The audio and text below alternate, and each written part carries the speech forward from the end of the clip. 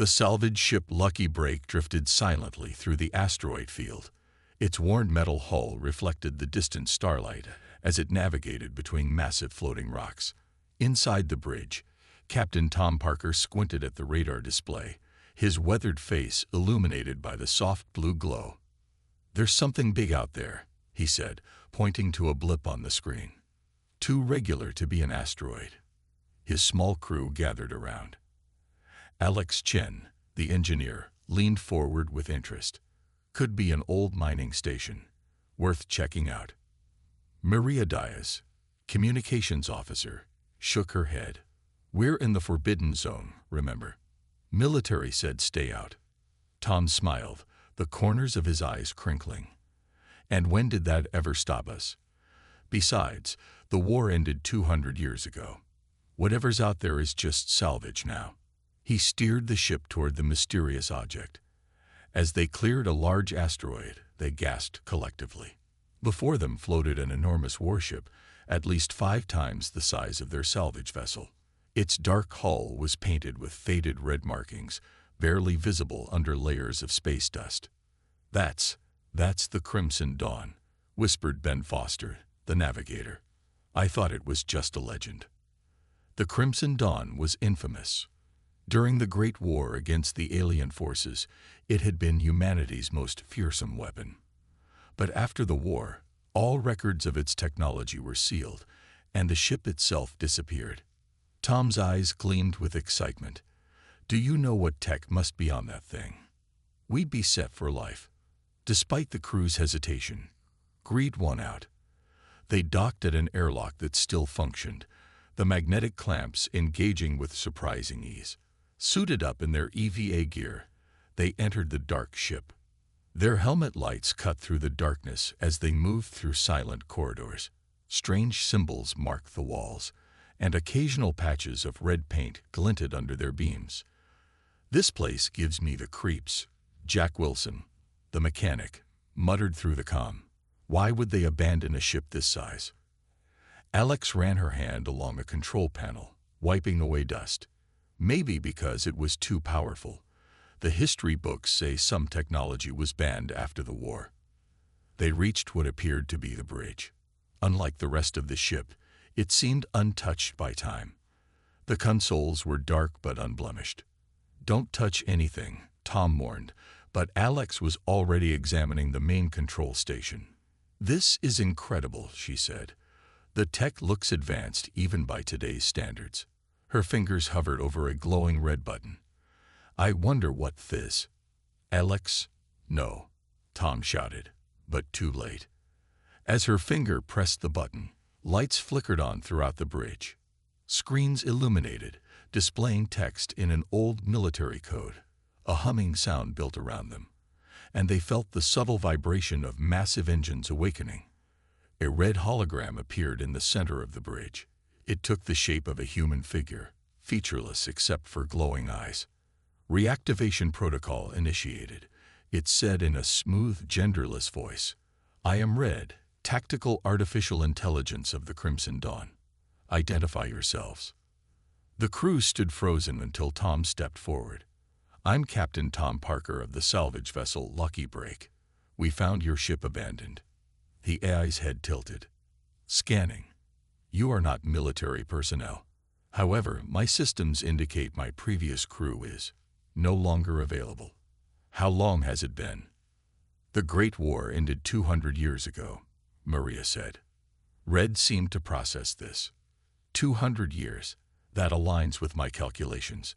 The ship was placed in stasis until the next blood moon alignment." "What's that?" Ben asked. "The alignment of 3 red moons across the Arcturus, Vega, and Sol systems.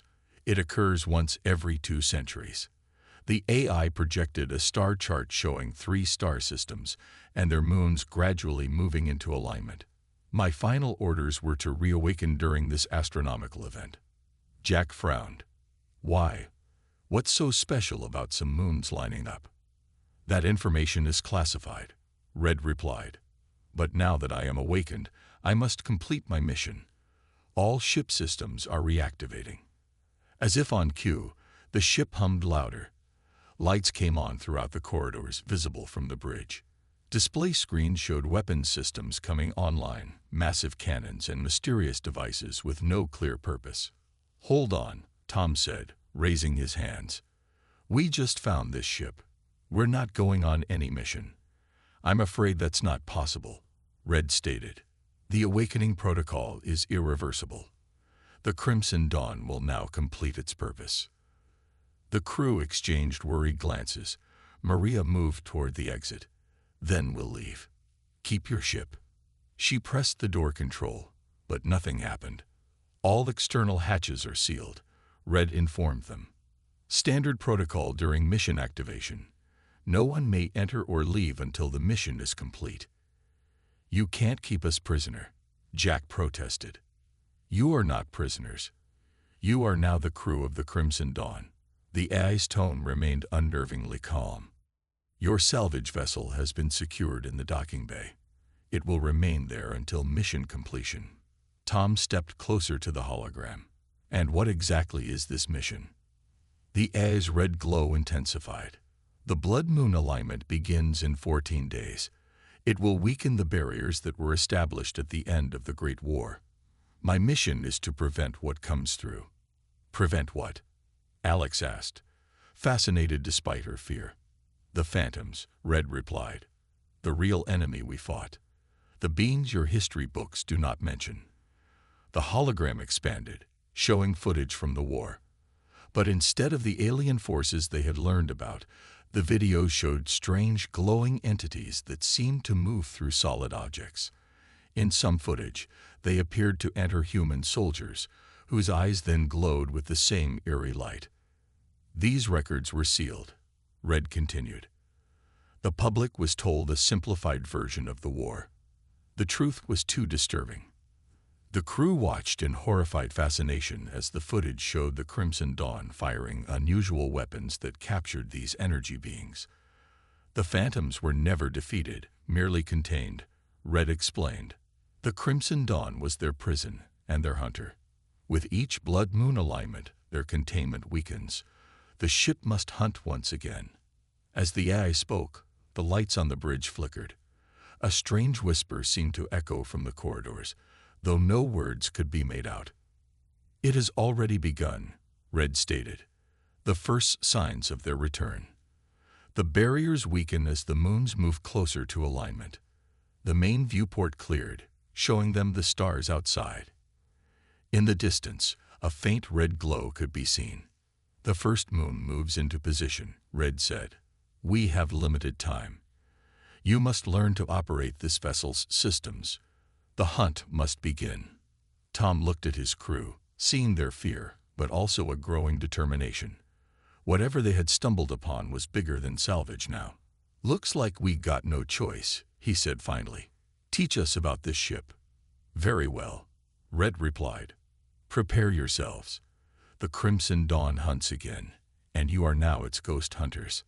Outside in the void of space, the massive warship's engines glowed to life, red as blood, as it pulled away from the asteroid field toward its destined hunt. The main bridge of the Crimson Dawn hummed with activity as the salvage crew tried to understand the massive warship's systems.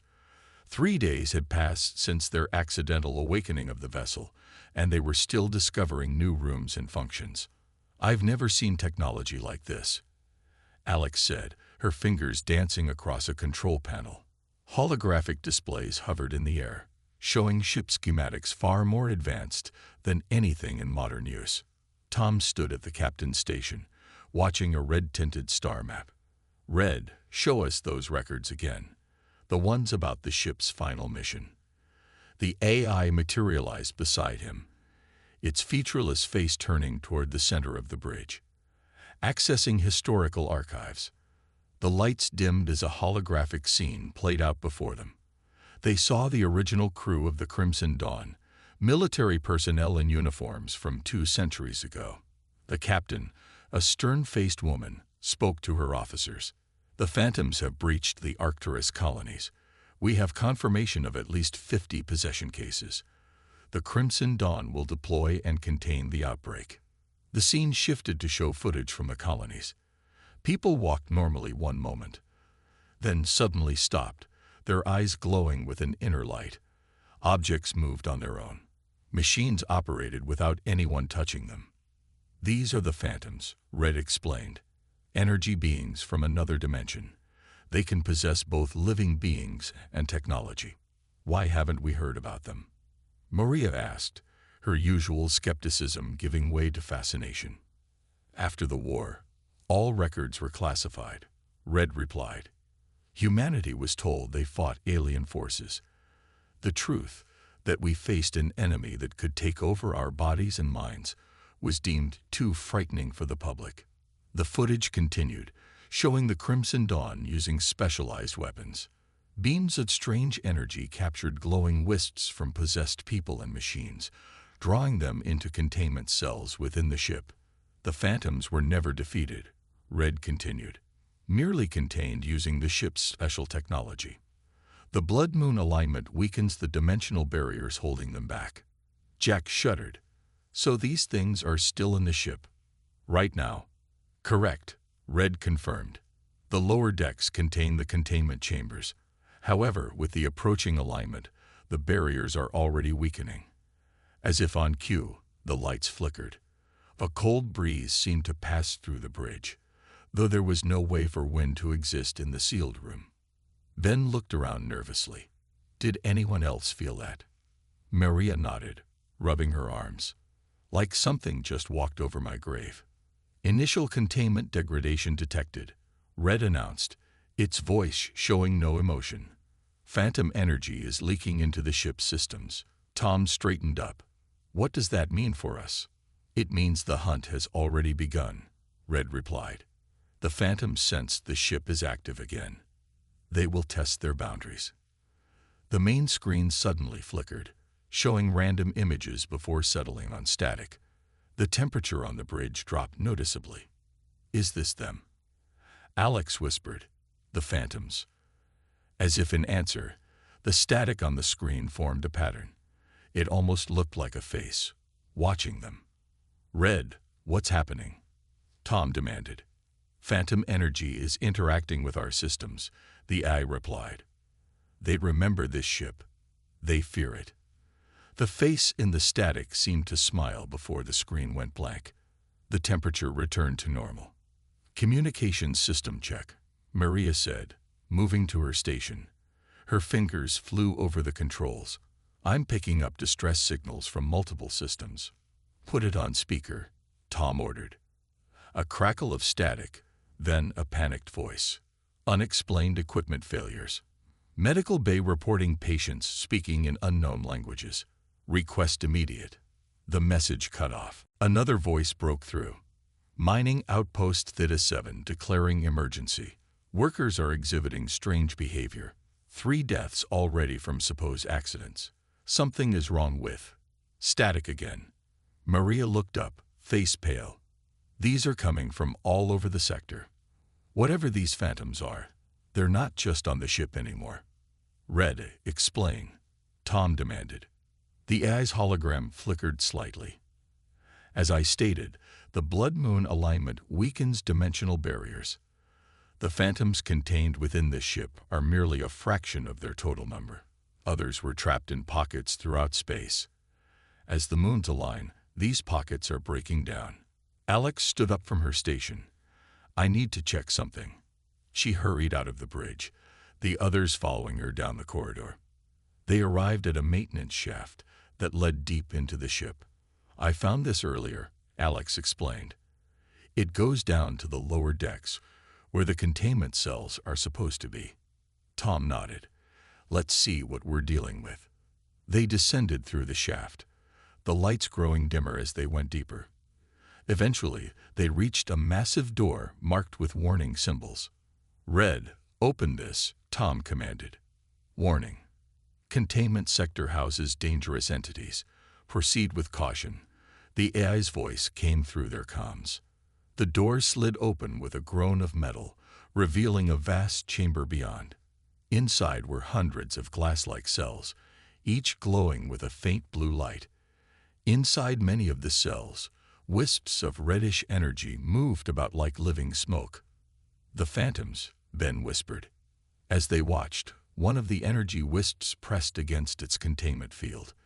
The blue light flickered, and for a moment, the red energy seemed to seep through before being pulled back. "The containment is failing," Red confirmed. "At the peak of the blood-moon alignment, these barriers will collapse completely." A sudden noise made them turn. At the far end of the chamber, one of the cells was dark. Its door hung open. "Red, was that cell empty?" Tom asked, his voice tense. "Negative," the eye replied. "Containment breach detected. Phantom entity designated XJ7 has escaped." Before anyone could react, the lights in the corridor behind them went out. A cold wind rushed past them, carrying whispers in a language none of them understood. "Back to the bridge now," Tom ordered. They ran back the way they had come, hearts pounding. As they reached the bridge, the ship's alarms began to sound. "Multiple containment failures detected," Red announced, phantom activity increasing throughout the ship. Maria returned to her console. "I'm getting more distress calls. Something's happening on Europa Colony." On screen, Tom commanded. The main display showed footage from security cameras in a mining colony. People walked through corridors, then suddenly stopped. Their eyes began to glow with an inner red light. Some began to attack others, while some simply stood still, as if listening to unheard commands. "The Phantoms are possessing them," Red explained, "just as they did during the war." Tom looked around at his crew, seeing the fear in their eyes, but he also saw determination. They were trapped on this ship with no way out.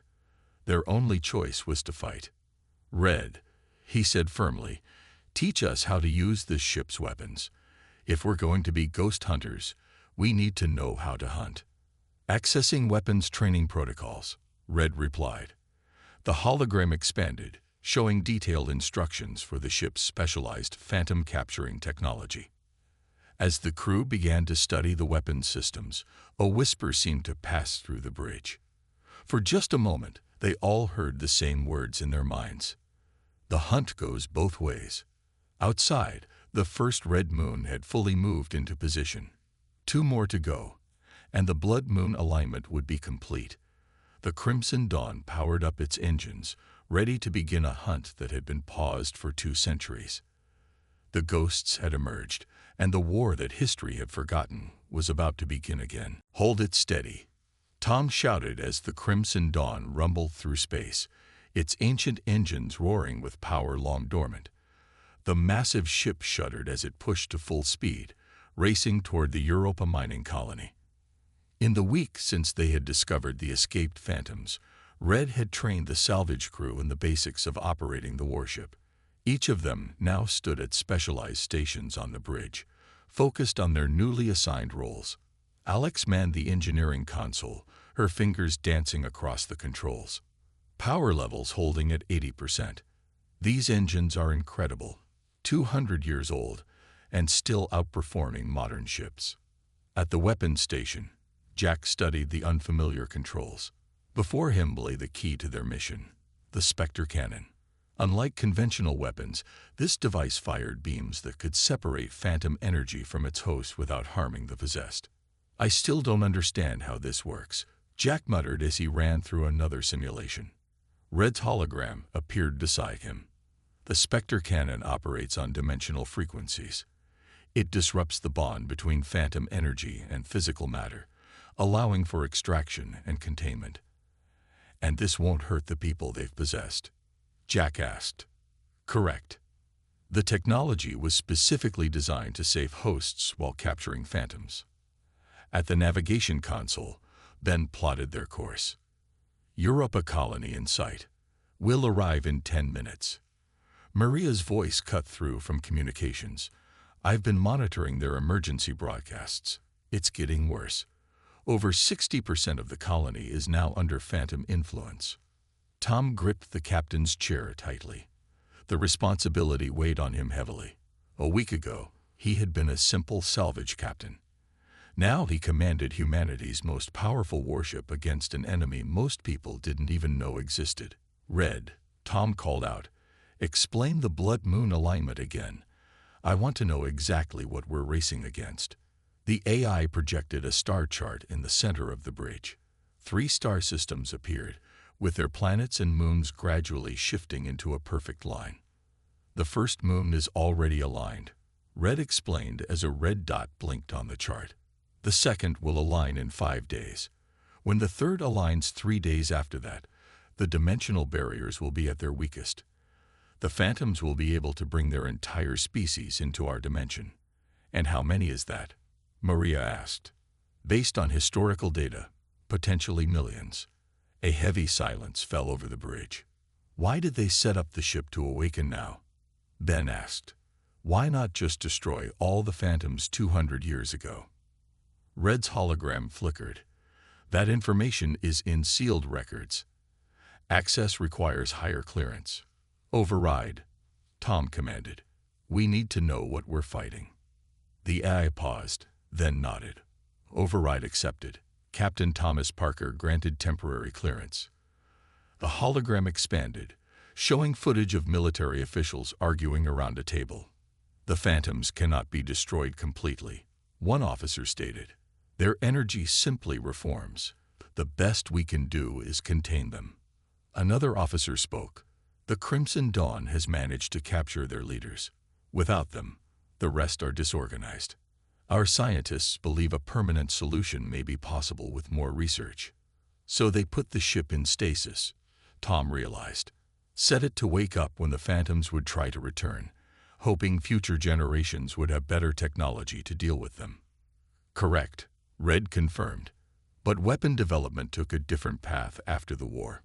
No military force currently possesses technology capable of containing phantoms.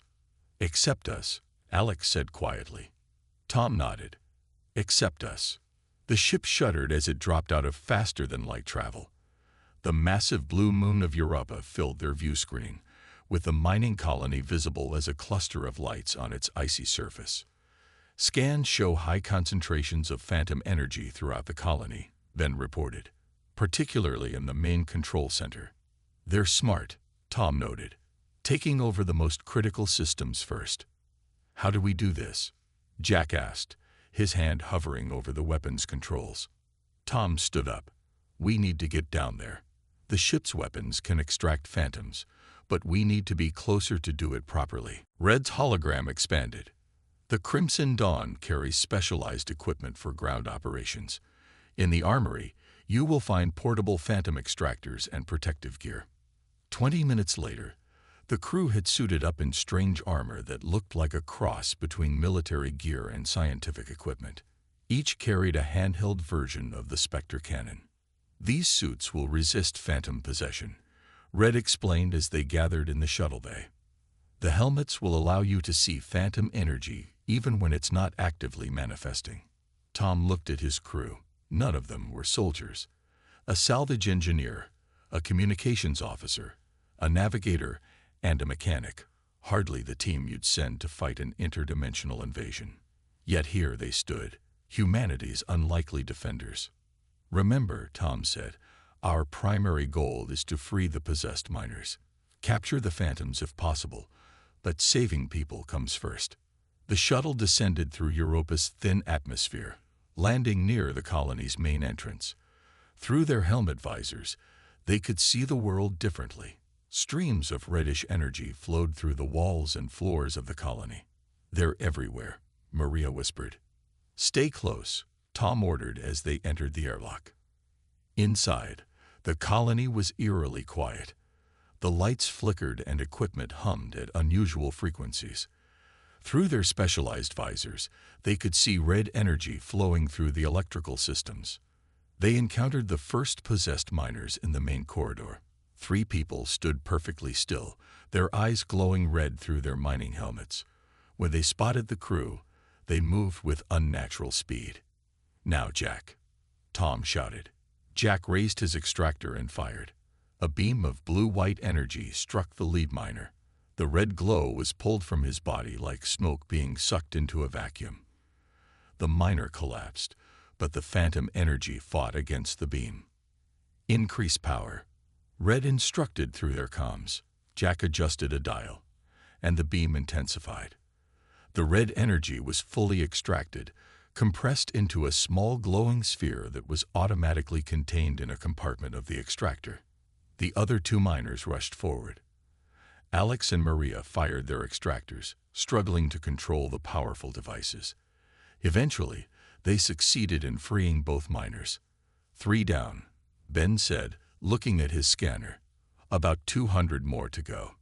As they moved deeper into the colony, they encountered more resistance. Some phantoms had learned to use the miners' tools as weapons. Others simply threw themselves at the crew, hoping to overwhelm their protective suits.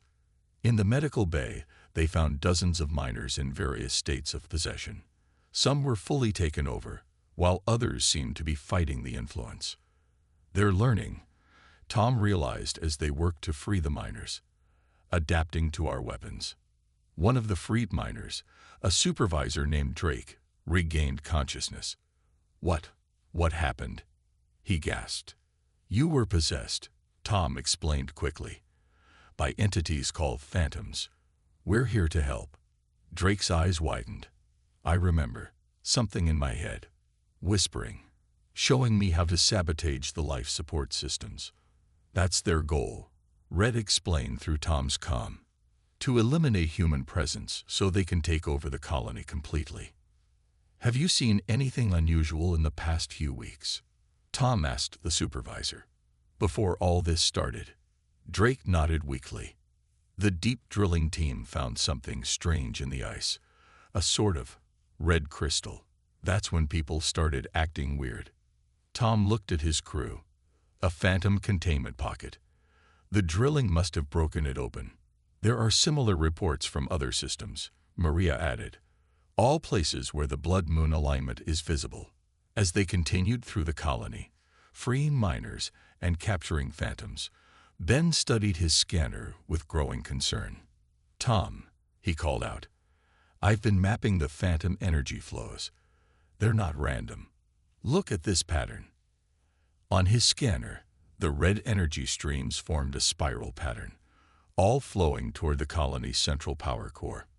They're building something, Alex realized, using the colony's power to create. What? A beacon, Red answered through their comms. The same pattern appeared during the war. They're trying to signal to others of their kind, to guide them through the weakening dimensional barriers. Tom's face hardened with determination. Then that's where we're going. To the core. The hunt that had begun as a rescue mission had become something more. As they fought their way toward the colony's center, Tom understood that they weren't just saving miners. They were fighting the first battle in a war that had merely been paused, not ended, 2 centuries ago. And somewhere in the vastness of space, the second red moon moved steadily toward alignment. The crimson dawn hung in space above Earth, its massive hull reflecting the reddish glow of the second moon as it moved into perfect alignment. In the 2 weeks since their first battle on Europa, Tom and his crew had fought phantoms across 3 star systems. Their faces showed the strain of constant combat, with dark circles under their eyes and a grim determination in their expressions. On the bridge, Maria monitored communications from a dozen worlds. Another outbreak reported on Mars colony, and the military base on Titan has gone dark. Tom rubbed his tired eyes. Add them to the list. We'll head to Mars next. They have the largest civilian population. The crew had settled into their roles as ghost hunters, a nickname that had spread through distress calls and urgent messages. Stories about the mysterious warship that appeared to fight invisible enemies had reached Earth's military command. Incoming transmission from Earth Defense Force, Maria announced. Put it through, Tom said, straightening in the captain's chair. A stern military officer appeared on screen. This is Admiral Wilson of Earth Defense. Unidentified warship, you are ordered to stand down and prepare for boarding. Tom exchanged glances with his crew before responding. Admiral, this is Captain Tom Parker. We're dealing with a threat you don't understand. We understand perfectly well, Captain, the Admiral replied. You're operating a restricted military vessel without authorization. We have multiple reports of your crew using unknown weapons on civilians. Those civilians were possessed, Alex cut in, by entities called phantoms. We were freeing them. The Admiral's expression hardened. We're sending 3 ships to intercept you. Power down your weapons and prepare to be boarded. The transmission ended abruptly. Red, Tom called out. Can they take control of this ship? The AI's hologram appeared. Negative. The Crimson Dawn operates on unique protocols. It recognizes only its active crew as authorized operators. So they can't override you. No modern military codes can access my systems. The Crimson Dawn was designed to operate independently if necessary. Jack looked up from the weapons console. 3 military ships approaching, heavily armed. Tom made a quick decision. We can't waste time fighting our own people. Ben, plot a course to Mars. Maximum speed. What about the military ships? Maria asked. We'll outrun them. The Crimson Dawn is faster than anything they have. As the massive warship accelerated away from Earth, leaving the military vessels behind, Alex studied some readings from the ship's core that had been bothering her. Tom, she called out, I need to show you something. She led him down to the engineering level, through corridors they rarely visited. Deep in the heart of the ship, they reached a sealed door with warning symbols. I found this in the ship's schematics, Alex explained. It's the power core. But the readings don't make sense. It's not using any fuel source I recognize. Red, Tom addressed the AI. Open this door. Warning. Core section contains sensitive technology. Proceed with caution, Red replied as the heavy door slid open. Inside, they found not the expected reactor, but a massive chamber containing a swirling mass of red energy. Phantom essence, contained within a complex field of blue energy. What is this? Tom asked, stunned. Red's hologram appeared beside them. This is the true heart of the Crimson Dawn. The ship is powered by controlled phantom energy. Alex stepped back in shock. We're running on the same thing we're fighting. The Crimson Dawn was the military's most classified project, Red explained. Scientists discovered that phantom energy, when properly contained and channeled, provided nearly limitless power. This is why the ship was forbidden and abandoned after the war. The military feared that knowledge of this technology might lead to dangerous experimentation. Tom stared at the swirling energy. That's why we can track and capture other phantoms so effectively. The ship uses their own energy signature. Correct, Red confirmed. The captured phantoms recognize this. It is why they fear this vessel. As they returned to the bridge, Ben called out, We've reached Mars orbit, but you need to see this. The view screen showed the red planet, but something was wrong. Vast patterns of light covered the surface, forming complex geometric shapes that pulsed with energy. What are they doing? Maria whispered. The same thing they tried on Europa, but on a planetary scale, Red answered. They're building a beacon to guide more of their kind through the weakening dimensional barriers. Jack studied the weapons readouts. Our extractors won't work on something that big. We need a new approach. Tom thought quickly. Red, can we use the ship's core, the phantom energy, to disrupt their beacon somehow? Theoretically possible, the AI replied. The controlled phantom energy could be configured to emit a counter frequency. Do it, Tom ordered. As Red worked with Alex to modify the ship's systems, an urgent message came through. Tom, Maria called. I've been analyzing the pattern of outbreaks. Look at this. She displayed a star chart showing all reported phantom activities. When connected, they formed a clear pattern pointing to a single location, an abandoned space station at the exact center of where the 3 red moons would align. That's their gathering point, Tom realized. They're not just escaping randomly. They're being directed there. At that moment, the ship shuddered as Red and Alex activated the modified energy field. On Mars below, the geometric patterns flickered and began to fade. It's working, Alex reported. The phantom energy in our core is disrupting their beacon. But their victory was short-lived. From the planet's surface, a massive surge of red energy shot upward, striking the Crimson Dawn with unexpected force. Warning alarms blared throughout the ship. Multiple systems damage, Red announced. The Phantoms have adapted their attack to target our containment fields. As the crew rushed to repair critical systems, a military communication broke through. Captain Parker. Admiral Wilson's voice came over the speakers, his tone different now. Our sensors detected unusual energy from Mars. What exactly are you fighting out there? Tom took a deep breath. The real enemy from the Great War, Admiral. The one that was covered up. We need your help, not your interference. A long pause then. My grandfather served in that war. Before he died, he told stories. Stories no one believed. About things that could possess people. Those stories were true, Tom said.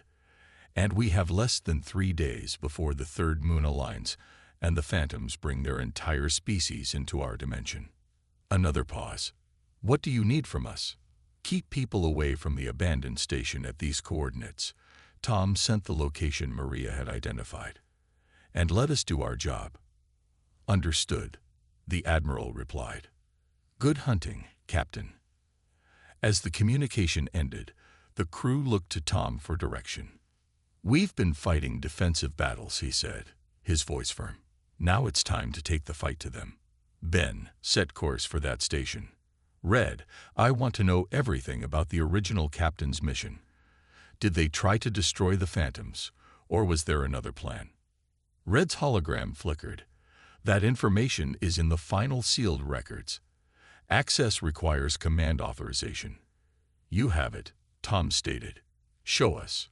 The hologram expanded, revealing the face of the Crimson Dawn's original captain, a woman whose eyes held the same determination Tom now felt. This is Captain Diana Wells, final log entry, she began. The military wants us to exterminate the Phantoms completely, but I've made a different decision. Our studies show they're not inherently malevolent. They're desperate.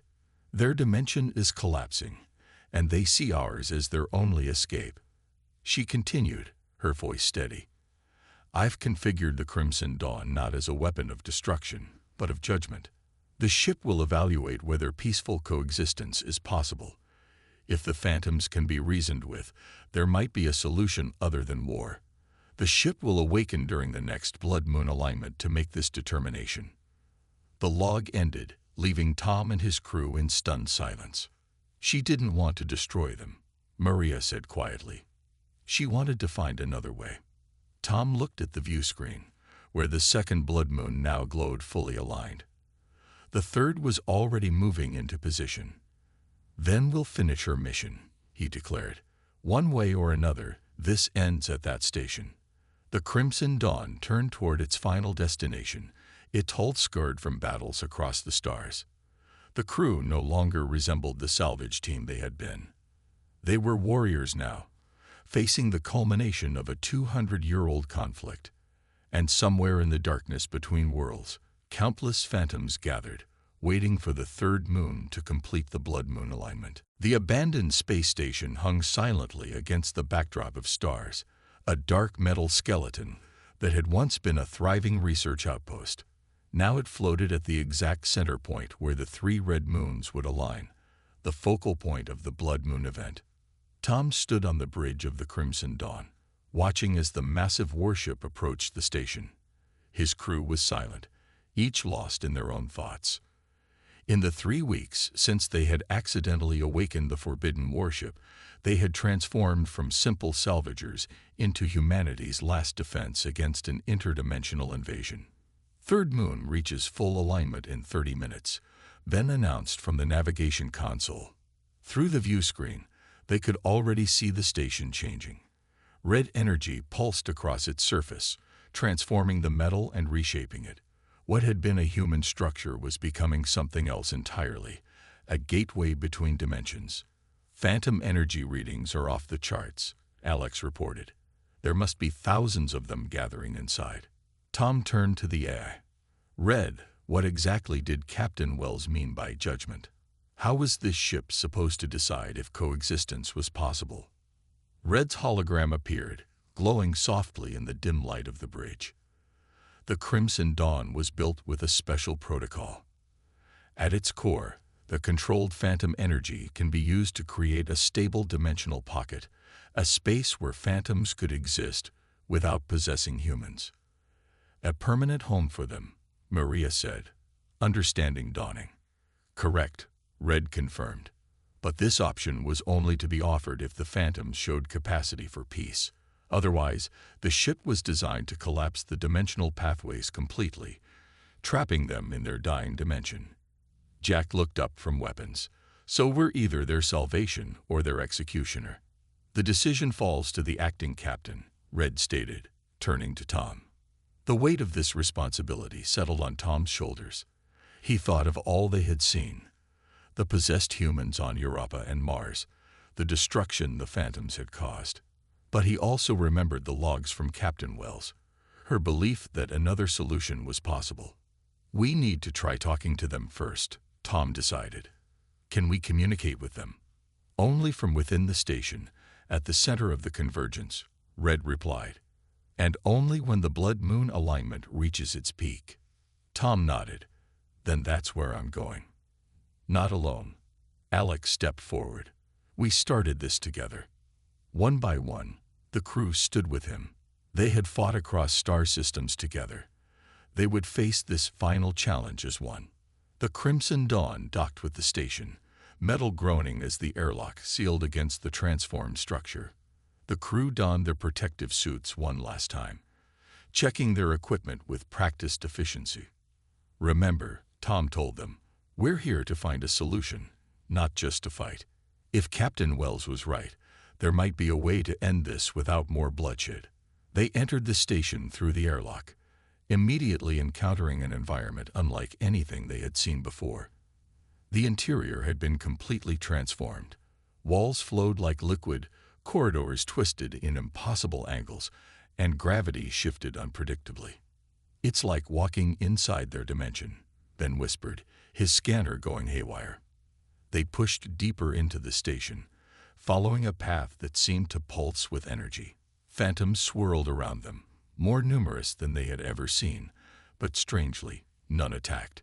It was as if the entities were waiting for something. At the heart of the station, they found a vast chamber. The walls had disappeared entirely, replaced by what looked like a window into another reality, a dying dimension of red storms and collapsing matter. This is their home, Maria said softly. What's left of it? In the center of the chamber floated a concentrated mass of phantom energy, pulsing in time with the alignment of the three moons visible through the dimensional window. They've built a conduit, Red explained through their comms. When the alignment peaks, their entire species will attempt to cross through. As they watched, the third moon moved into perfect alignment. The red light intensified, and the mass of energy in the center of the room began to take shape, forming a roughly humanoid figure that towered over them.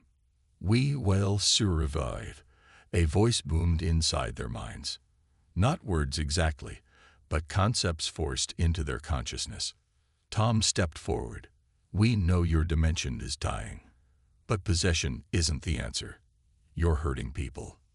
No choice. Your bodies. Our salvation. There is another choice, Tom replied.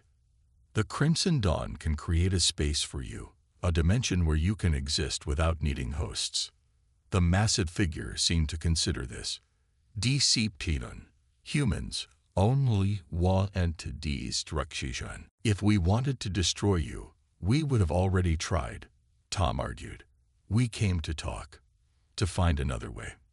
Images flooded their minds, memories from the Phantom's perspective.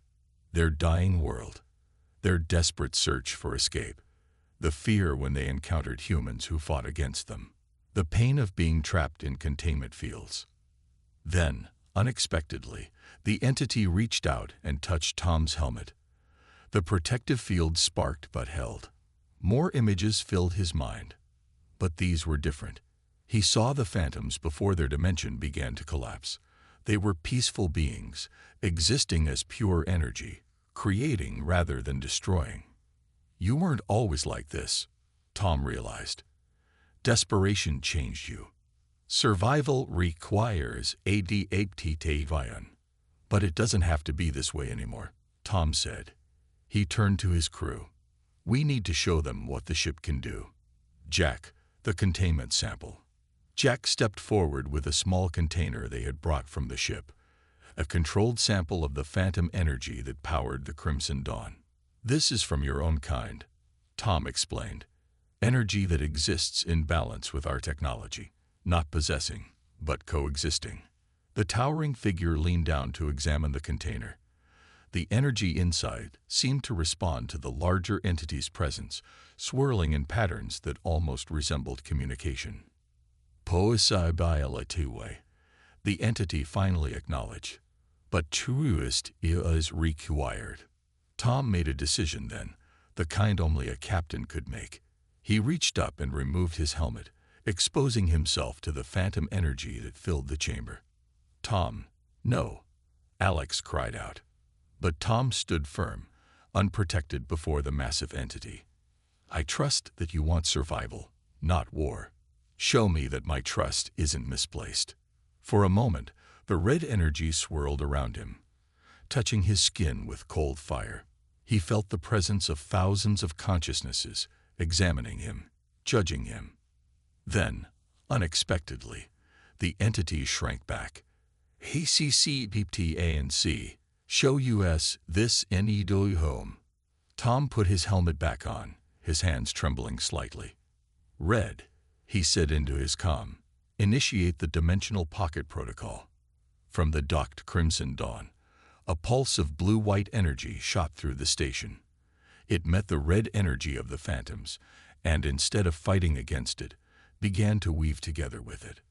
The dimensional window shifted, showing not the dying red world but a new space, a pocket between realities where energy could exist freely. This can be yours, Tom said. A place where you don't need physical hosts, where you can rebuild what you lost. The entity seemed to expand, as if drawing in a breath. Judge you meant to accept it. With that, the mass of phantom energy began to flow toward the new dimensional pocket, not just from the station, but from across space. Red streams visible through the window as phantoms released their hosts and returned to join their kind. The crew watched in awe as thousands upon thousands of energy beings flowed past them, no longer threatening but simply seeking home. It's working, Maria whispered. They're leaving the possessed people. As the last of the phantoms entered their new realm, the entity faced Tom one final time. Gratitude. Remembrance. This DBT will not be forgotten. The 3 blood moons began to move out of alignment, their red glow fading.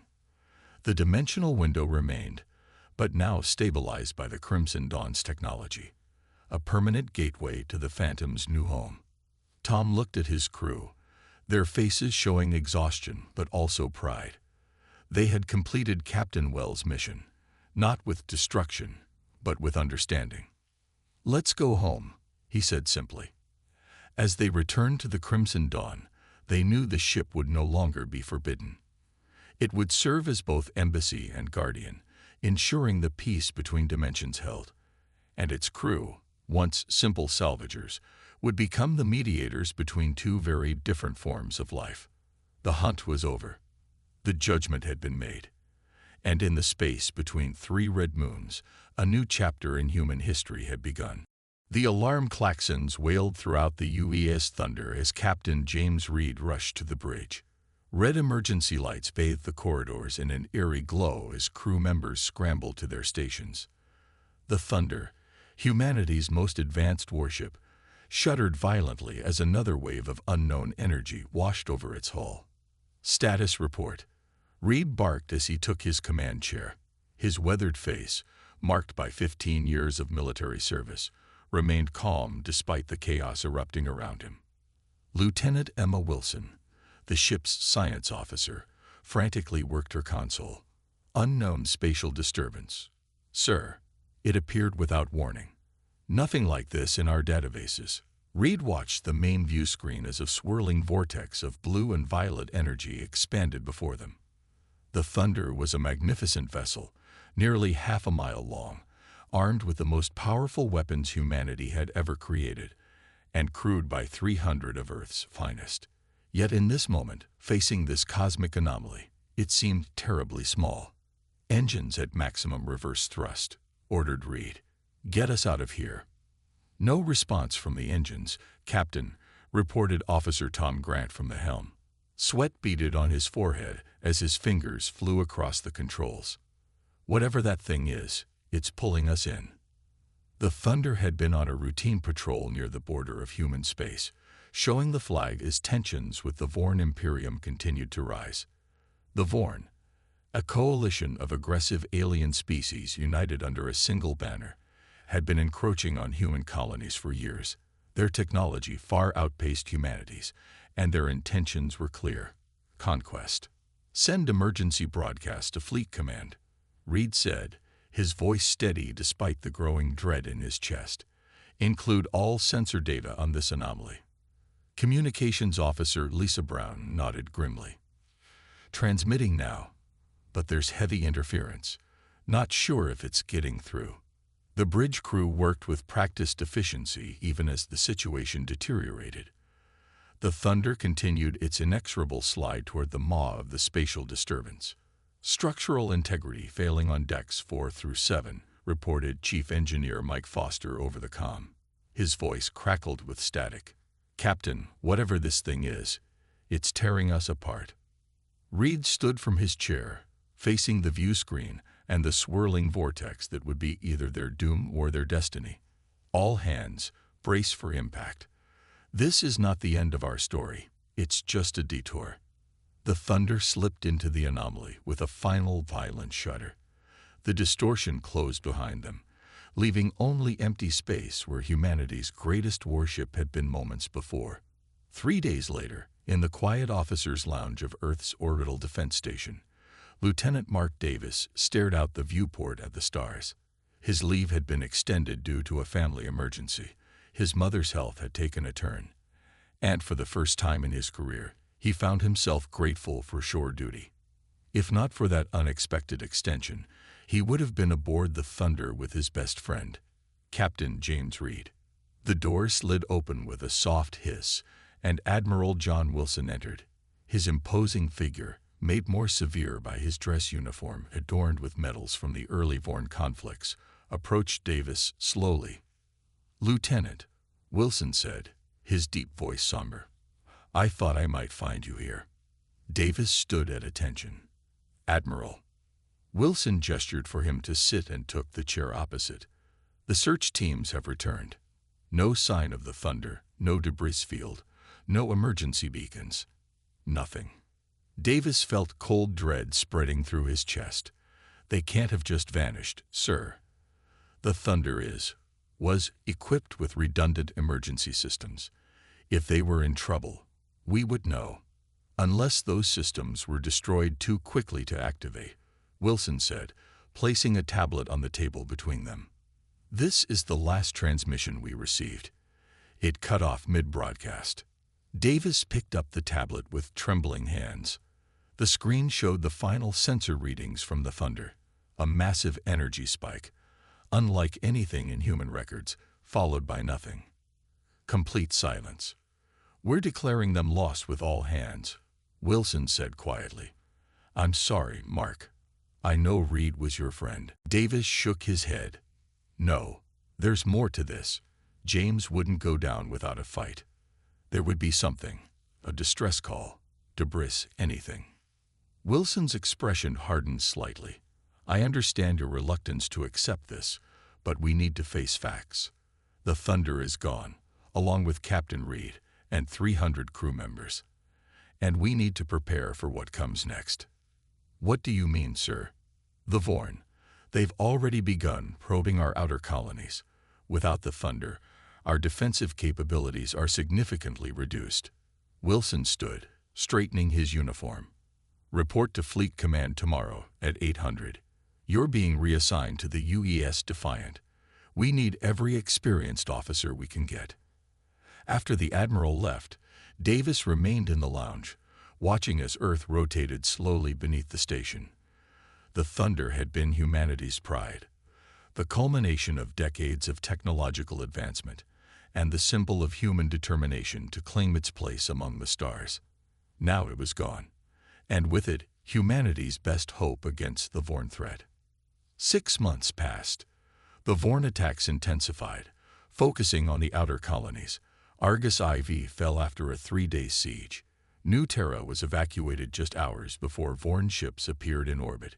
Each loss pushed humanity further back toward Earth, their territory shrinking week by week. On the bridge of the Defiant, now Commander Mark Davis watched the tactical display with growing frustration as another colony's emergency beacon went silent. "We're too late," Captain Robert Morris said quietly. "Again." Davis clenched his fists. "If the Thunder were here." "But it isn't," Morris cut him off. "And wishful thinking won't stop the Vorn." The Defiant was a good ship, but smaller and less advanced than the Thunder had been. Like all remaining human vessels, it was outmatched by Vorn technology. Their weapons could barely penetrate Vorn shields, while Vorn energy beams sliced through human defenses like paper. After his shift, Davis returned to his quarters and pulled out his personal tablet. Despite orders to accept the loss and move on, he had spent his free time analyzing the Thunder's final transmission. There was something about the energy signature of that anomaly, something that nagged at the edge of his understanding. A chime at his door interrupted his thoughts. "Enter," he called. Lisa Brown walked in, the same communications officer who had been on leave with Davis when the Thunder disappeared. Now she served aboard the Defiant as well. "Still at it?" she asked, nodding toward his tablet. Davis nodded. "There's something here, Lisa. That wasn't a natural phenomenon that took the Thunder. The energy pattern is too regular, too structured." "Mark," she said gently, "it's been 6 months. We have to accept." "I can't," he interrupted. "James is alive. I feel it. And we need him. We need the Thunder. Without them, Earth doesn't stand a chance against the Vorn." Lisa sat beside him, her expression sympathetic but concerned. "The memorial service is tomorrow. Will you be there?" Davis looked back at his tablet, at the swirling pattern of energy that had swallowed his friend and humanity's greatest ship. "Yes," he said finally. "I'll be there." What he didn't tell her was that he had no intention of saying goodbye. The Thunder wasn't lost. It was just missing. And somehow, someday, it would return. It had to. Because without it, humanity's days were numbered. And the storm of Vorn conquest would sweep them all away. 10 years passed like a slow-burning star. 10 years of retreat. 10 years of watching human colonies fall one by one to the Vorn Imperium.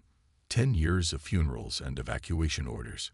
Commander Mark Davis, now wearing the insignia of a full captain, stood on the observation deck of Earth's last major orbital defense station. His once dark hair was now streaked with gray, and lines had formed around his eyes, the mark of a man who had spent a decade fighting a losing war. "Captain Davis, Admiral Wilson requests your presence in the command center." The young officer who delivered the message couldn't have been more than 20, too young to remember a time when humanity wasn't fighting for its survival. Davis nodded. "Tell him I'm on my way." The command center hummed with activity. Massive screens displayed the current positions of Vorn battle groups. Too many, and too close to Earth.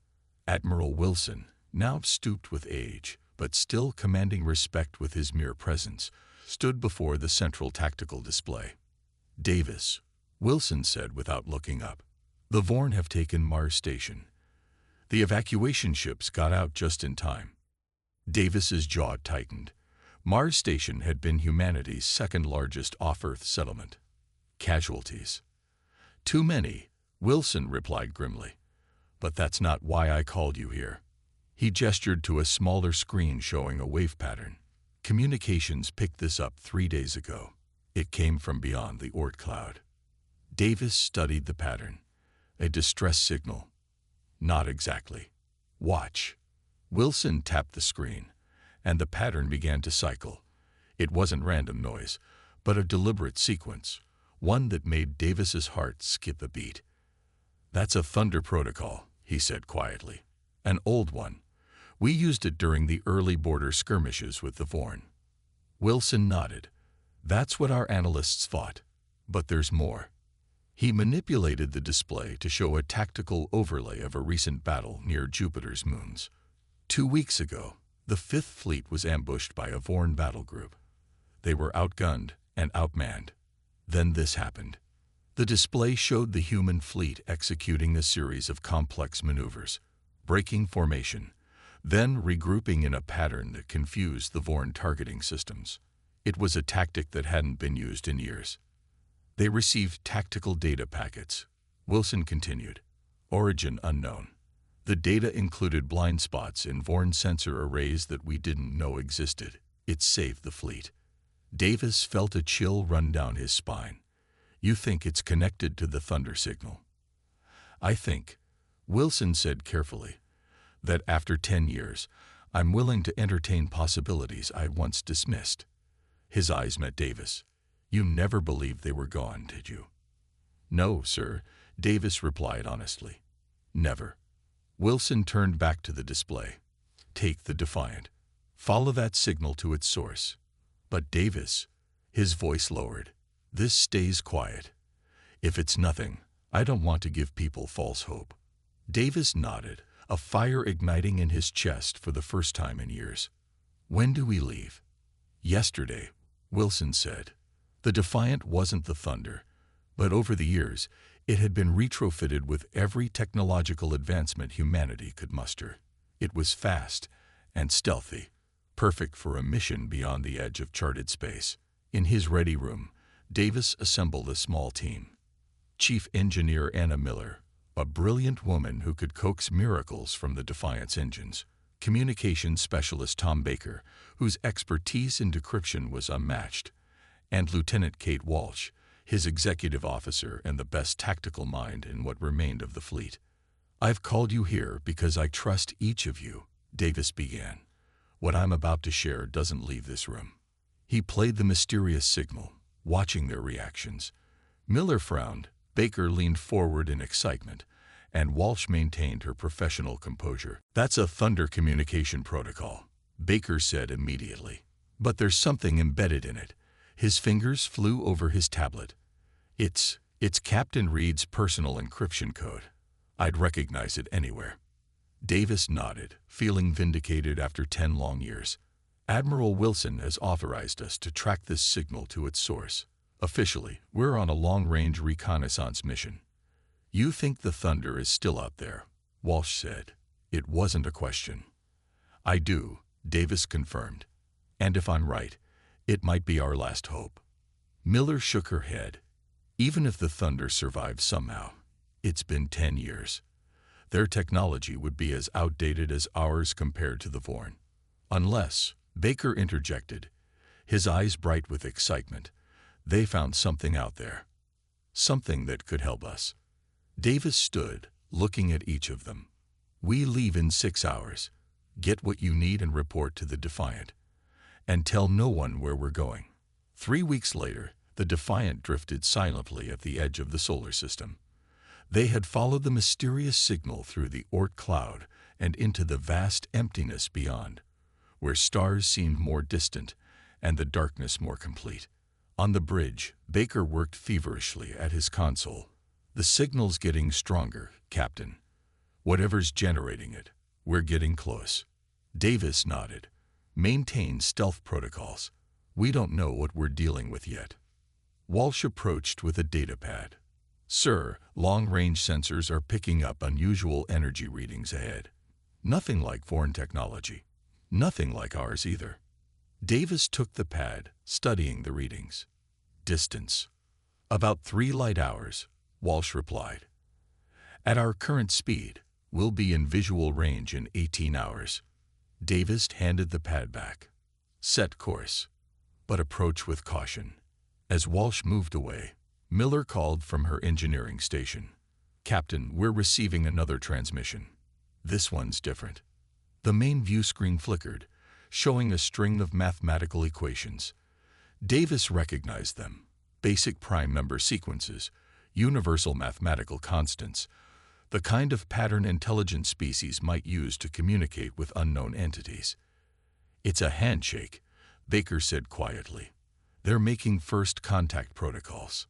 Davis felt a chill. Or they're testing to see if it's really us. He straightened in his chair. "Respond with Captain Reed's authentication sequence. Let's let them know who we are." Baker complied, and for several tense minutes, the bridge crew waited.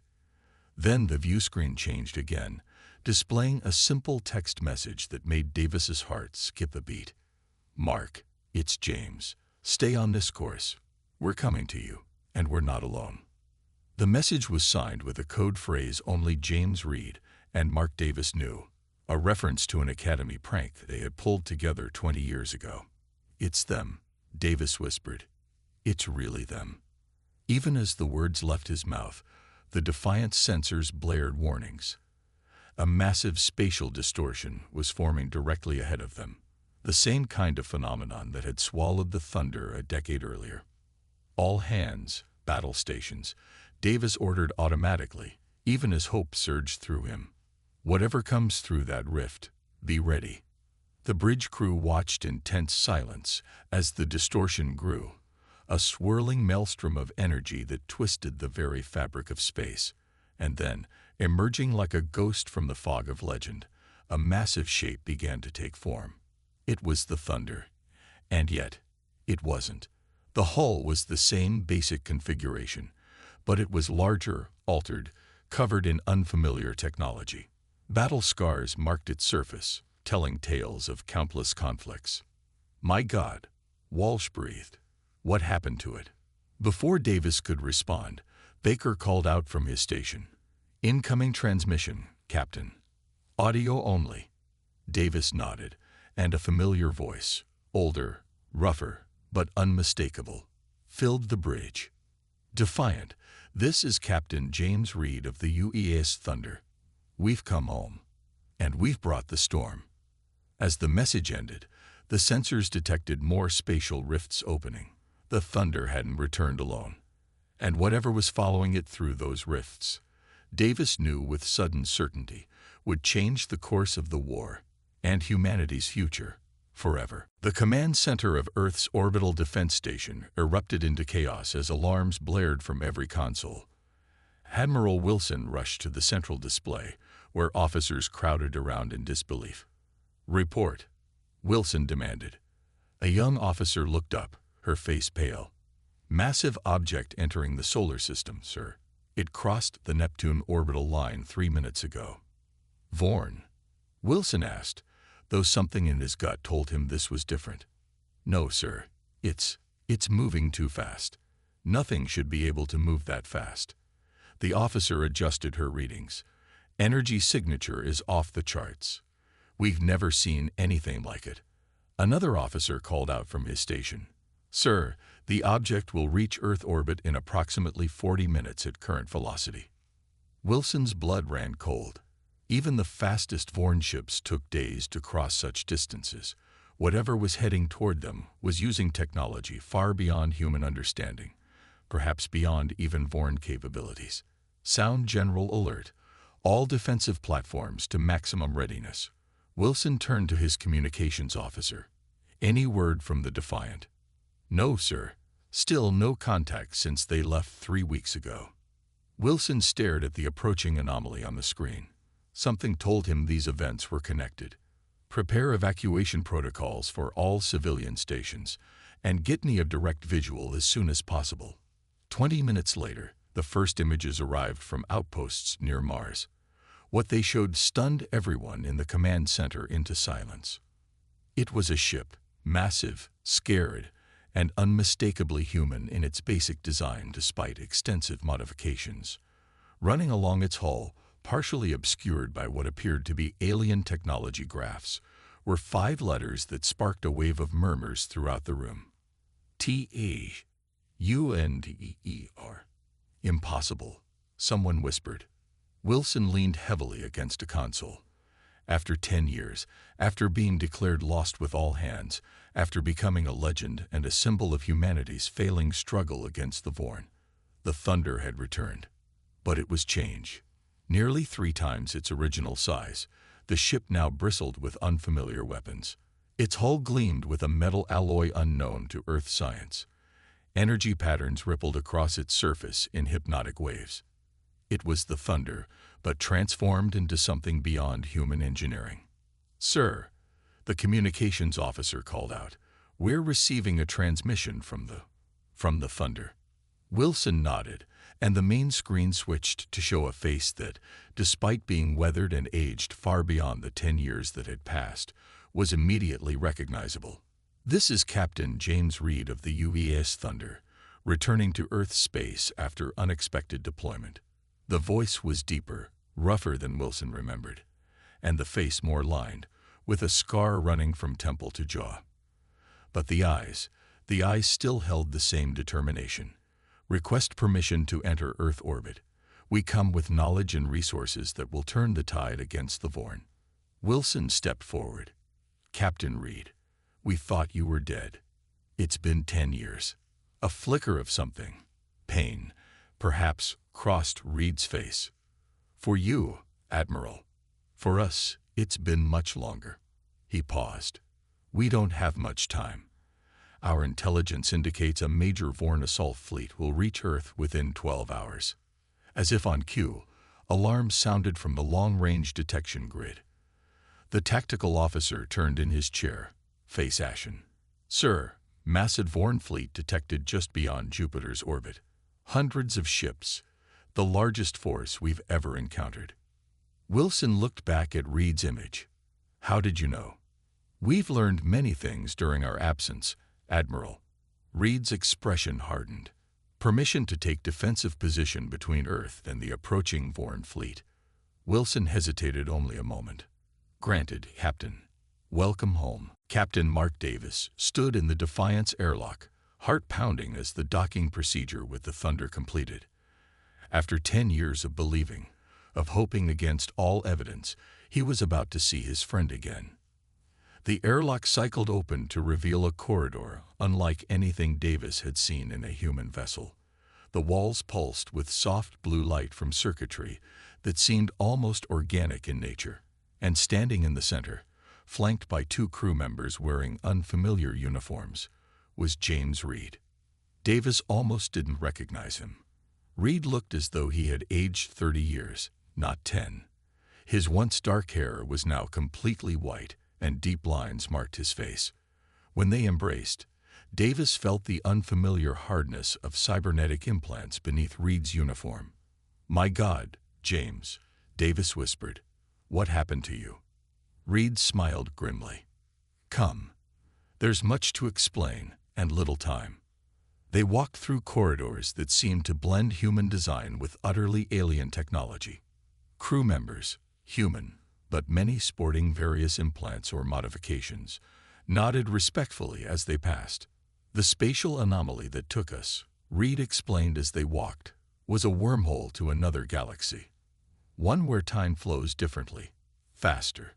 For every month that passed on Earth, we experienced 5 years." Davis did the math quickly. "You've been gone for 50 years, by our reckoning," Reed confirmed. "But that's not the most important part. The Vorn, they're not just a threat to humanity, Mark. They're a plague that has consumed countless civilizations across multiple galaxies." They entered what Davis assumed was the bridge, though it bore little resemblance to any command center he had seen.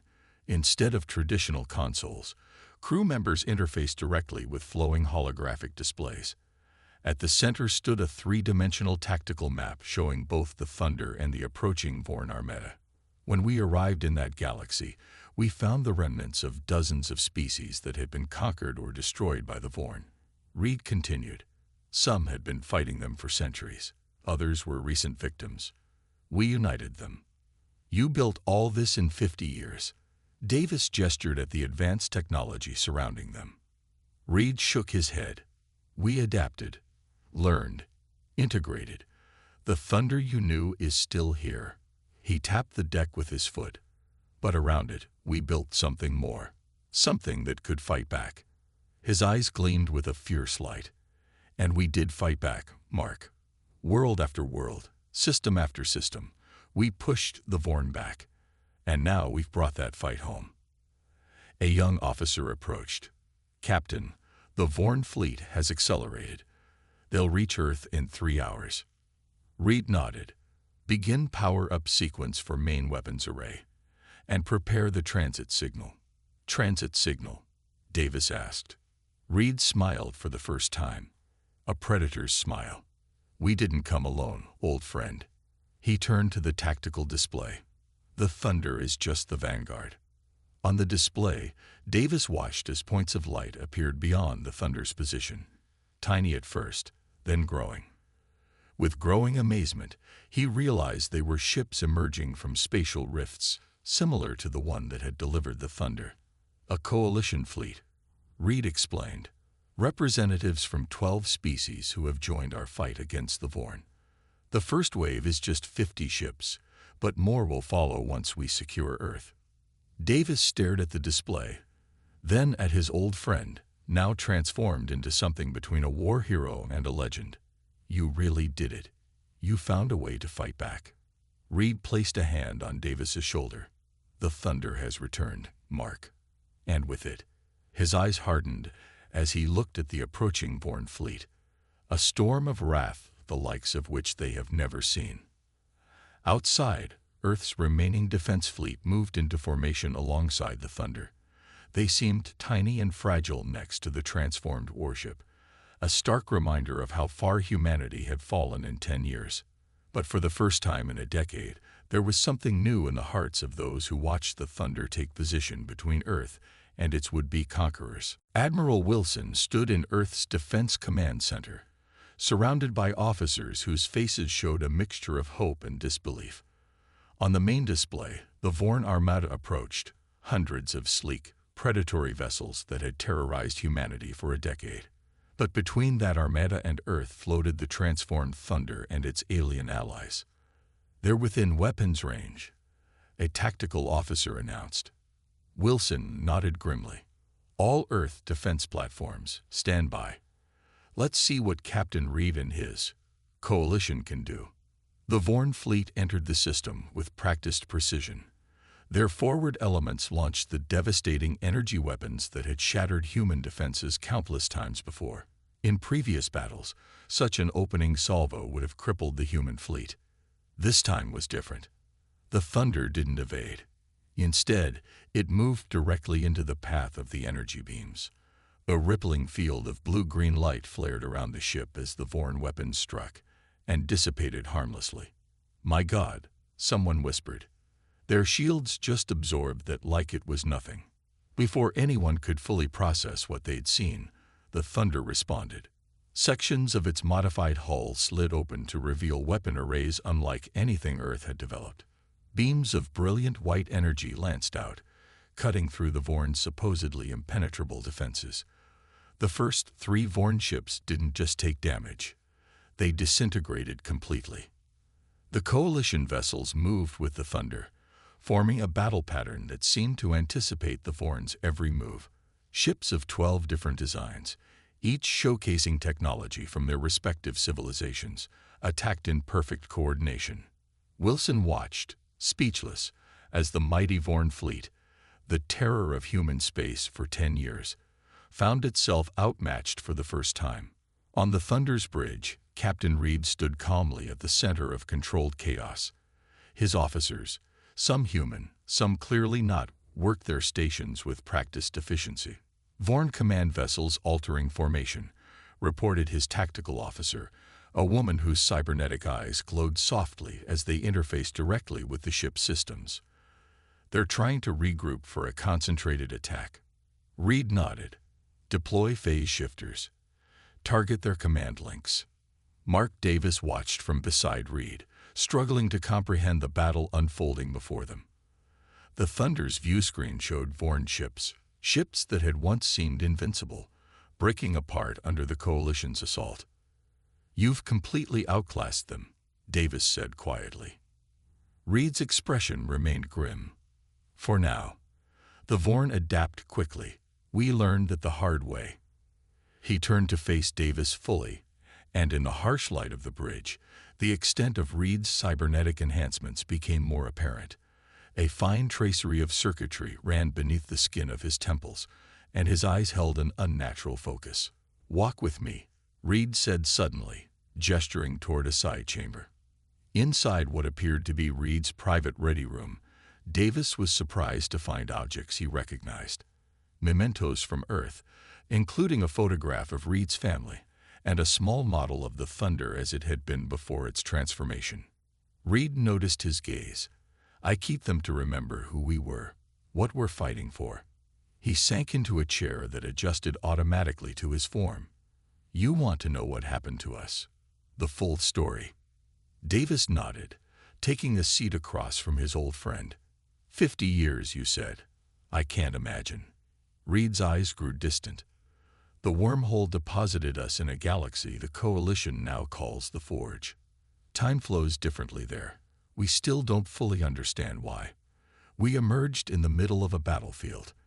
A small fleet of ships, from what we later learned was the Laren Confederation, was making its last stand against a Vorn invasion force."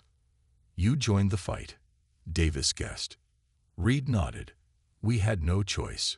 The Vorn attacked immediately." A ghost of a smile crossed his face. "They were as surprised by our weapons as we were by theirs. Somehow, we survived that first engagement." He stood, pacing the room with the restlessness of a man accustomed to constant vigilance. "The Larans took us in, helped us understand where we were. They'd been fighting the Vorn for generations, along with other species who had formed a loose alliance. But they were losing, just like Earth was. Their technology was advanced in some areas, primitive in others. And you saw an opportunity," Davis said, beginning to understand. "A necessity," Reed corrected. "The Thunder was damaged. We needed their help to repair it. But we had knowledge and approaches they hadn't considered." He paused. "It started small. We shared some of our tactical systems. They shared some of their shield technology. Then we encountered the Marins, who had revolutionary propulsion systems, but weak weapons. The Keth, who understood energy manipulation like no species I've ever seen." "You built a coalition," Davis said, impressed. Reed nodded. "It took 15 years. 15 years of diplomacy, of earning trust, of combining technologies and tactics. Some of the species had been enemies before the Vorn arrived. Getting them to work together wasn't easy." His eyes hardened. "But watching your homeworld burn is a powerful motivator. Every species in our coalition has lost at least one planet to the Vorn." A subtle vibration ran through the ship, and Reed glanced at a display embedded in his desk. "Phase 2 of the battle has begun. Our main fleet has engaged their reinforcements." Davis leaned forward. "James, how did you get back here? How did you find the way home?" Pain flickered across Reed's face. "That was the hardest part. It took our scientists, human and otherwise, 20 more years to understand the wormhole technology well enough to attempt creating our own. The first tests didn't go well. We lost ships, good people." He fell silent for a moment. "When we finally succeeded, we had no way of knowing exactly when or where we'd emerge. We aimed for Earth 10 years after our disappearance, and got lucky." "And now," Davis asked, "what happens after this battle?" Reed's gaze was unflinching. "Now we take the fight to them. The Vorn have a homeworld, a central authority. In 50 years of fighting them across another galaxy, we've learned their weaknesses, their command structure. For the first time, humanity and its new allies have a chance to end the Vorn threat permanently." The ship shuddered again, more violently this time. "Captain to the bridge," a voice announced over the comm system. Reed rose in one fluid motion. That would be the Vorn flagship joining the battle. They always hold it in reserve until they realize they're losing. His eyes gleamed with anticipation. Let's go show them what the Thunder can really do. The Vorn flagship emerged from hyperspace like a nightmare-given form, a massive vessel that dwarfed even the transformed Thunder. Black and violet energy crackled along its hull as its weapons systems powered up. In Earth's command center, Admiral Wilson watched with renewed dread. That ship, it's at least twice the size of anything we've seen before. On the tactical display, the Coalition fleet regrouped, forming a defensive perimeter around Earth as the Vorn flagship advanced. Smaller Vorn vessels rallied around it, their formation tightening. The massive alien ship fired its main weapon, a beam of such intense energy that the command center's sensors briefly overloaded. The beam struck the Thunder directly. For one terrible moment, Wilson thought they had lost their miracle. The Thunder disappeared in a blinding flash of light and energy. Then the light faded, and impossibly, the Thunder remained, its shields glowing white-hot but intact. They withstood it, someone whispered in awe. The Thunder didn't retreat. Instead, it accelerated toward the Vorn flagship, its engines leaving trails of blue fire across the void. The Coalition ships followed, each vessel firing in a coordinated pattern that overwhelmed the flagship's defenses section by section. Wilson watched as the Thunder closed to point-blank range with the Vorn flagship, a maneuver that would have been suicide for any Earth vessel. The transformed warship fired all its weapons simultaneously, concentrating their power on a single point in the Vorn ship's hull. The resulting explosion lit up Earth's sky like a second sun. The Vorn flagship split apart, its core detonating in a chain reaction that consumed nearly a third of the remaining Vorn fleet. The command center erupted in cheers. After 10 years of defeat, of retreat, of watching colonies fall one by one, humanity had witnessed a victory that, until this moment, had seemed impossible. On a private channel, Wilson received a transmission from Captain Reed. That was their supreme commander, Reed said, his voice tight with the exertion of battle. The Vorn don't handle decapitation strikes well. The rest will retreat soon. Wilson watched as, true to Reed's prediction, the remaining Vorn ships began to disengage, jumping to hyperspace in groups. "What happens now, Captain?" Wilson asked. Reed's response was simple and carried the weight of 50 years of war and sacrifice. "Now, Admiral, we take back everything they took from us, and then we make sure they can never threaten anyone again." 6 months after the Battle of Earth, the planet buzzed with activity unlike anything seen in decades. In shipyards that once struggled to produce even basic defensive vessels, new ships took form, hybrids of human ingenuity and alien technology from a dozen worlds. Mark Davis, now promoted to admiral, stood in the observation lounge of Earth's largest orbital station, watching workers swarm over the skeleton of what would become humanity's second advanced warship. Beyond it floated the Thunder, its massive form casting a shadow over the construction. Impressive, isn't it? Davis turned to find Captain Reed approaching, his white hair gleaming under the station lights. Despite 6 months of relative peace, Reed still moved with the wariness of a man who had spent 50 years in constant battle. "The Defender will be operational in 3 months," Davis said, gesturing to the ship under construction. 5 more are in various stages of completion around the system. "We're building faster than we ever thought possible." Reed nodded, his cybernetic eyes taking in every detail of the construction. "And the planetary defense grid, complete as of yesterday. Earth is now protected by the same shield technology that saved the Thunder from the Vorn flagship." Davis smiled slightly. It's hard to believe how quickly things have changed. It was true. In half a year, humanity had advanced centuries. The knowledge brought back by the Thunder and shared by their coalition allies had transformed not just Earth's defenses, but human society itself. Medical technology had leaped forward, energy production had been revolutionized, and for the first time in a decade, humanity looked to the stars with hope rather than fear. "Have you received word from the reclamation fleets?" Reed asked, his voice carefully neutral. Davis nodded. New Terra was liberated last week. The Vorn abandoned it rather than face our forces. He paused. That's 8 colonies retaken without firing a shot. They're running, James. For now. Reed's expression remained grim. The Vorn are regrouping, make no mistake. We've bought time, but the war is far from over. A young officer approached them, saluting smartly. Admiral Davis, Captain Reed, your presence is requested in the Coalition Council chamber. The delegates have arrived. The Coalition Council chamber had once been Earth's Senate Hall. Now it housed representatives from 13 species, 12 from the Coalition fleet that had followed the Thunderhome, and humanity.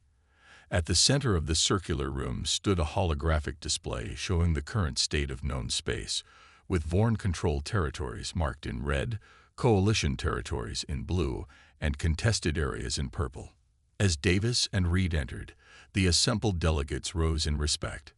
Davis still found it strange to be in the presence of so many alien species, some humanoid, others wildly different in form, yet all shared a common purpose that transcended their biological differences.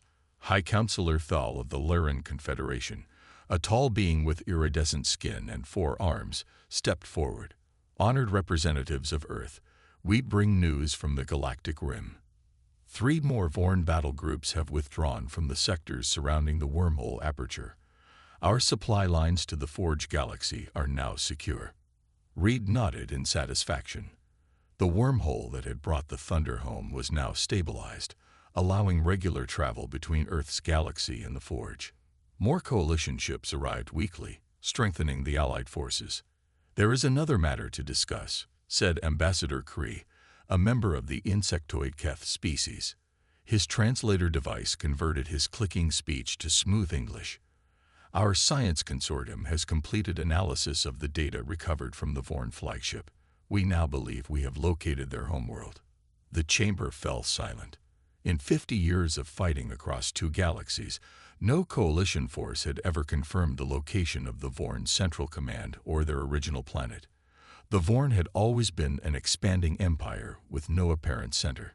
The holographic display shifted, zooming in on a star system deep in Vorn territory.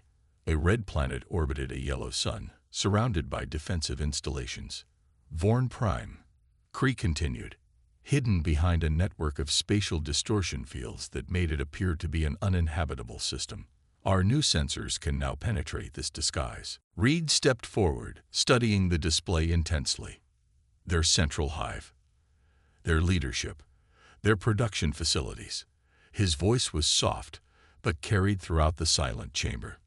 Everything we've been fighting for 50 years. Davis moved to stand beside his friend. How certain are we of this intelligence? 97% confidence, replied Cree. The energy signatures match what we have observed from their highest command vessels. A human representative from Earth's government spoke up. What are you proposing, exactly? Reed turned to face the assembly, his posture straightening as if a great weight had settled on his shoulders once more. I am proposing that we end this war. Not just push the Vorn back, not just reclaim what they took from us, but strike at their heart and break their ability to threaten any civilization ever again. The chamber erupted in discussion, some voices supporting immediate action, others counseling caution. Davis watched as Reed waited patiently for the noise to subside. We have all lost worlds to the Vorn, Reed continued when silence returned. Many of you have lost your original homeworlds. Some of your species are now reduced to a fraction of your former numbers. Earth was lucky. We caught the Vorn early in their expansion into this galaxy, and now we have stopped them before they could do to humanity what they did to so many of you. He gestured to the display showing Vorn Prime. For the first time in the history of any of our civilizations, we have the location of their center and the combined might to strike it. I do not suggest this lightly, but I believe we must act now, while they are still reeling from their defeats. High Counselor Thal raised one of her 4 hands. The Coalition fleet stands ready, Captain Reed. But such an offensive would require a leader with intimate knowledge of both Vorn tactics and Coalition capabilities, someone who has faced them in both galaxies. All eyes turned to Reed. Reed looked at Davis, a silent question in his gaze. Davis nodded slightly. "I will command the offensive," Reed said, his voice firm. "The Thunder will lead the Coalition fleet to Vorn Prime." 3 weeks later, Davis stood on the Thunder's bridge as the massive vessel prepared to depart. Around them, over 200 Coalition ships formed the largest Allied fleet ever assembled, the spearhead of a force that would change the course of galactic history. "You sure you won't reconsider?" Reed asked quietly, standing at his command position. "Earth could spare you for this mission." Davis smiled. "My place is here, defending what we've reclaimed. Besides," he gestured to the fleet visible through the view screen, "you've got this well in hand." Reed nodded, understanding in his eyes. "We'll return when it's done." "I know you will." Davis extended his hand, and Reed clasped it firmly.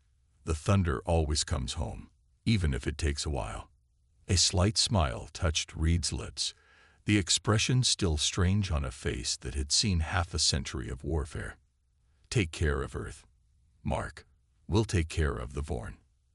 As Davis prepared to return to his shuttle, Reed called after him. "You know, in all our years fighting across the Forge, do you know what gave the Coalition hope? What made species who had never met humans willing to follow us?" Davis shook his head. "It wasn't our technology. It wasn't even our tactics." Reed's cybernetic eyes gleamed with an emotion Davis couldn't quite identify. "It was our adaptability, our stubborn refusal to accept defeat. When the Thunder was pulled into that wormhole, we could have given up, tried to live out our lives in a strange galaxy. Instead, we fought. We learned. We united people who had never worked together before." He gestured to the bridge around them, where humans worked alongside beings from a dozen worlds. "That's humanity's real strength, Mark. Not the ships we build or the weapons we design, but our ability to face the impossible and find a way forward." Davis nodded, feeling the truth of those words. "Give them hell, James. Count on it." From the observation deck of Earth's orbital station, Admiral Mark Davis watched as the Thunder led its fleet toward the edge of the solar system. One by one, the ships activated their wormhole drives, disappearing in flashes of light as they began the journey to Vorn Prime. The Thunder was the last to depart. For a moment, the transformed warship seemed to hesitate, as if giving one final salute to the world it had saved. Then, in a burst of energy that briefly outshone the sun itself, it vanished into the depths of space. Davis stood alone as the light faded, thinking of the journey that had brought them to this point. 10 years ago, the Thunder had disappeared, taking with it humanity's best hope against the Vorn. Its loss had marked the beginning of a decade of retreat and defeat. Now its return had transformed not just the war, but humanity itself. Earth was no longer alone in the universe, no longer fighting a desperate, losing battle against an overwhelming enemy. Now they stood at the center of an alliance of worlds, united by common purpose and shared determination. The lost warship had returned, and with it came not just a storm of wrath against their enemies, but the dawn of a new era for humanity among the stars. As the last traces of the Thunder's passage faded from Earth's sensors, Davis smiled. Whatever the outcome of the battle to come, one thing was certain. The story of humanity's journey to the stars was just beginning. And this time, they would write it themselves.